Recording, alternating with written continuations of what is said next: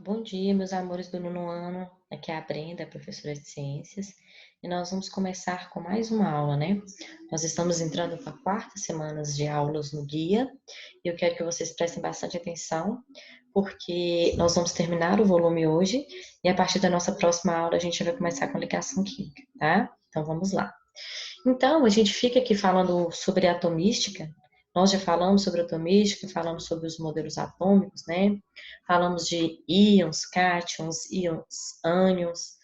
Eu espero que vocês tenham resolvido todos os exercícios que eu pedi, né? Porque se vocês estiverem seguindo a proposta que eu estou falando, a sequência vai dar direitinho. Então, hoje eu quero chamar a atenção para o modelo atômico de Bohr.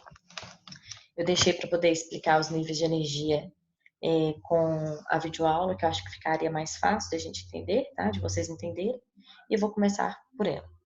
O modelo atômico de Bohr, ele é um modelo atômico onde os níveis de energia, né, ele é dividido em camadas, onde os elétrons ficam nessas camadas, certo?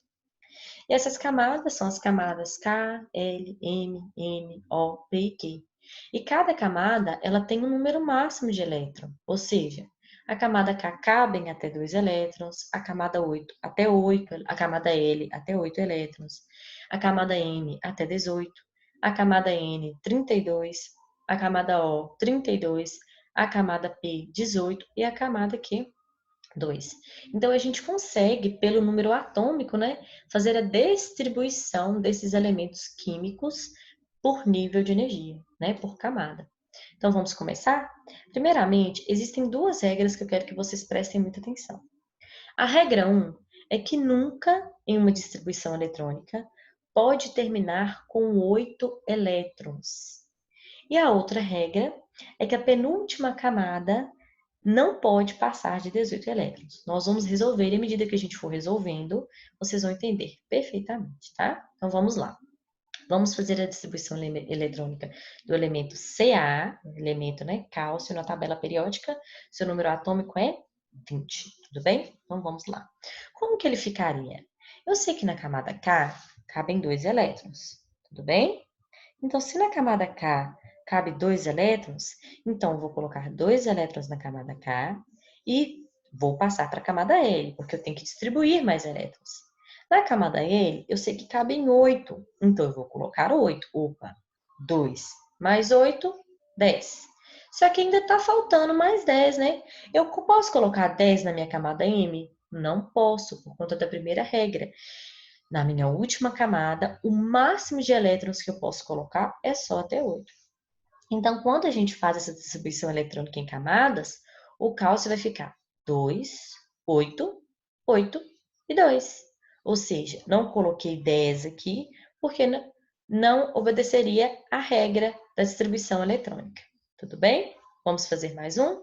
Vamos fazer potássio, que é o K com o número atômico 19. Então, ele vai ficar 2, 8, 8 e 1. E o cloro, número atômico 17? Fácil, né? Cabem 2 aqui elétrons, vou colocar 2. Na L cabem 8, vou colocar 8. Se eu deixar para colocar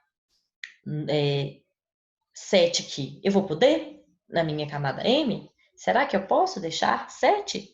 Claro que eu posso. Passou de 8? Não. Então, agora eu posso deixar aqui. 2, 8 e 7. Agora, olha o zinco com o número atômico 30. Vai ser um pouquinho maior. Então, vai pegar mais camadas. Eu sei que na camada K cabem 2, então vai ficar 2. Na camada L cabe 8, eu vou deixar 8. Na camada N cabe 18, eu vou deixar 18. E quanto que vai faltar para a próxima camada? Vai faltar 2. Então, eu peguei a camada K, L, M e N. E na camada N, para dar esse valor de 30, eu só precisava de mais 2. Tudo bem? Oxigênio, extremamente fácil, 2 e 8. E alumínio, mais fácil ainda, vai ficar 2, 8 e 3. Tudo bem? Eu quero que vocês fiquem atentos para a regrinha 1 e 2. Regra 1. Qualquer que seja o número de camadas de um átomo, a última camada nunca poderá ter mais que 8 elétrons, tá? E a camada K deve apresentar somente 2 elétrons. Então, assim, sempre vocês vão lembrar dessa regrinha. E a regra 2 é que a penúltima camada eletrônica pode ter no máximo 18 elétrons. Então, a penúltima, o máximo 18, a última no máximo 8, e a camada K, ela sempre vai ter 2 elétrons, não pode passar de 2 elétrons, tudo bem? Agora vocês estão aptos a resolver os exercícios para mim, que a gente tinha pulado, né, esses exercícios, os exercícios 5 e 7, das páginas 50 e 52, tá? Passando por essa parte, nós entramos na tabela periódica e vamos falar um pouco de tabela periódica hoje, viu? A tabela periódica, ela teve uma evolução, ela não foi sempre igual ao que nós temos hoje. Hoje nós temos uma tabela periódica que é organizada por ordem crescente de número atômico. É uma tabela que abrange 118 elementos químicos e isso pode mudar porque podem surgir novos elementos químicos, né, artificiais. Isso pode sofrer uma mudança. E a histórica da tabela periódica é extremamente interessante. Começou pelas tríades de Dobeheim, que organizava esses elementos em ordem de massa, faziam grupos de 3 em 3, só que eles isso aqui não perdurou por muito tempo, porque muitos elementos eles não conseguiam agrupar. Depois passou para a organização do parafuso telúrico. É como se organizasse a tabela periódica em ordem de massa atômica também, mas porém em espiral, tá? Eu vou mostrar aqui para vocês verem. Isso aqui é o parafuso telúrico, tá? A organização é como se fosse um rolo de papel higiênico que fosse passando em volta desse, em forma de espiral e colocando os elementos. E toda vez que esses elementos, né, eles caíam aqui na mesma coluna, eles tinham características semelhantes. E deu certo, deu certo.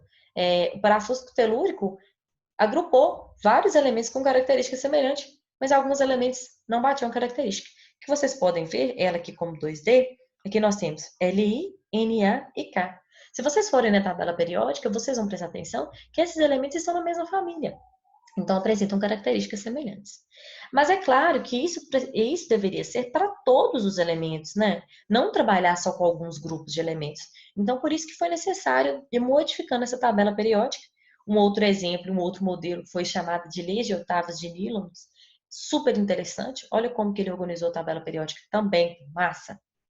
Ele colocava os elementos organizados de acordo com as notas musicais, por isso que chama leis de oitava. E toda vez que uma nota musical, um elemento caía e se repetia numa nota musical, era porque estavam na mesma família. Olha de novo, Li, Na e K. Lítio, sódio, potássio pertencem à mesma família. Então ele conseguiu agrupar alguns elementos com características semelhantes, mas isso bateu para todos os elementos? Não. Como vocês podem ver, esses dois elementos aqui, ó, circulados, se vocês analisarem